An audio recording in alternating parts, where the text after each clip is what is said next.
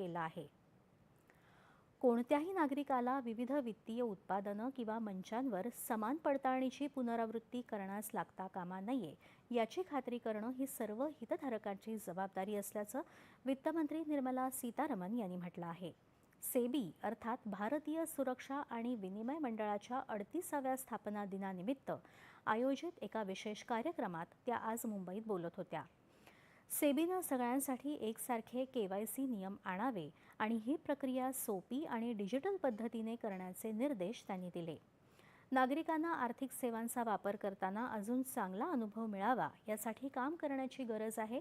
या सोहळ्यात सेबीच्या भारताच्या आर्थिक प्रगतीतील भूमिकेवर, बाजार नियमनात आधुनिक तंत्रज्ञानाच्या वापरावर आणि गुंतवणूकदारांचा विश्वास वाढवण्यावर भर देण्यात आला. सेबीची स्थापना 1988 मध्ये झाली होती आणि 1992 मध्ये तिला कायदेशीर अधिकार मिळाले.